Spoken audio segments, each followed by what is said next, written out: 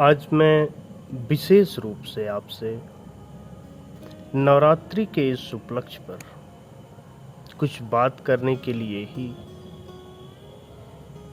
आपके सामने आया हूं और ये वीडियो बना रहा हूं। नवरात्रि शुरू हो गई है, चारों तरफ मूर्तियां लग गई, लोग आरती, व्रत, बहुत सारी चीजें शुरू कर दी हैं और सब एक परंपरा को पूरा करते हैं। 9 दिन बाद समापन हो जाता है। आपको पता भी नहीं चलता कि आपने बहुत बड़े अवसर को खो दिया।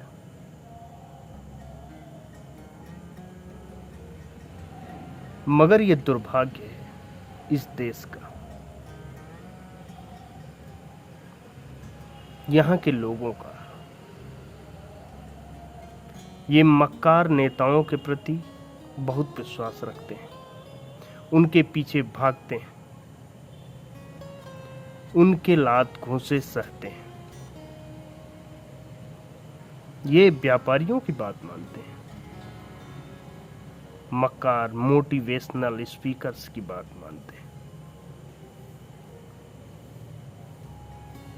जिनको जीवन का सच नहीं पता। वो तुम्हारे जीवन को एक्सप्लेन करते हैं।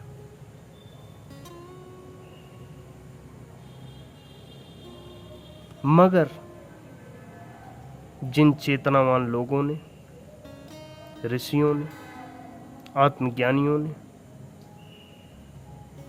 पैगंबरों ने तुम्हें जगाने का प्रयास किया, तुम्हें मुक्त करने का प्रयास किया, तुम्हारे जीवन के गूढ़ रहस्यों को तुम्हारे सामने रखने का प्रयास किया, तुमने उनको कोई सम्मान नहीं दिया, उनका अपमान ही किया है। जिसका पाप ये देश भोग रहा है। जिस देश में नवरात्रि जैसा त्योहार हो, दुर्गा सप्तशती जैसा बोध साहित्य हो, और उस देश में परतंत्रता हो, गरीबी हो, ये विरोधाभासी बातें हैं। मगर भारत में ये है, क्योंकि यहाँ के लोग, मूर्ख कहना भी मूर्ख का अपमान होगा। मैं ऐसा इसलिए कह रहा हूं कि ये नवरात्रि, ये माँ दुर्गा, ये रात में रामायण देखने के लिए, महाभारत देखने के लिए नहीं है। ये दिन भर व्रत रख के मूंगफली खाने के लिए नहीं है। ये तुम जाके जो मनौतियां मनाते हो कि ये पूरा हो जाएगा, अगले वर्ष हम भी मूर्ति रखेंगे, पंडाल लगाएंगे, उसके लिए नहीं, उससे भी बहुत बड़ी उपलब्धि के लिए।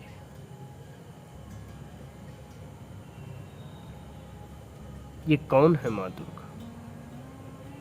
ये प्रकृति का मूल है। जो कुछ भी दिख रहा है, जो कुछ भी सृष्टि में है, संपूर्ण सृष्टि और संपूर्ण सृष्टि का मूल तत्व, समस्त क्रियाओं का मूल,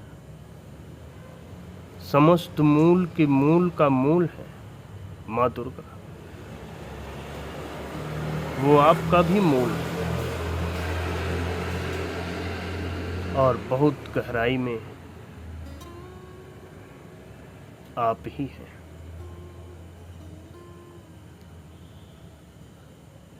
जिनके सामने वासनाएं टिकती नहीं, जिसकी उपस्थिति मात्र से स्वतंत्रता प्रकट हो जाती है, आनंद प्रकट हो जाता है, सारे बंधन नष्ट हो जाते, वो है माँ दुर्गा। अपने आत्म स्वरूप को समझने के बजाय ये मूर्ख भारतीय फालतू के कार्यों में लगे हुए। यदि तुम यही करते रहे तो दुर्गा का श्राप तुम्हें लगेगा। मगर यदि बोध साहित्य, आत्मबोध, आत्मविश्लेषण का प्रयास करोगे, ऋषियों का, आत्मज्ञानियों का और पैगंबरों का जो संदेश उन्होंने दिया है उसको जानने का प्रयास करोगे तो माँ दुर्गा की कृपा होगी, अन्यथा तुम्हें श्राप ही लगने वाला है। क्योंकि सभी यही मूर्खता करते हैं। तुम इस 9 दिन को गंवाना मत। अपने को जानने का प्रयास करना, ध्यान में डूबना, खुद को समझने का प्रयास करना, यही कहना था। बाकी सारी मूर्खताएं हो रही हैं, तुम भी उसमें शामिल हो जाना, मुझे कोई दिक्कत नहीं। मगर जब तक बोध नहीं जगेगा तब तक जीवन का विकास संभव नहीं है। तुम पहले से भी नर्क बनाए हो, आगे से भी बना के बैठ जाओगे। मगर मेरा कहना यही है कि इन तत्वों को समझो, अपने आत्म स्वरूप को जानो, अपने अंदर बैठी मां अम्बा को पहचानो। ये कोई कल्पना नहीं है, ये कोई कहानी नहीं, ये जीवन का सत्य है। इसको आत्मसात करो, इसको जीवन में उतारो, अपने को धन्य करो, अपने को जानो। धन्यवाद।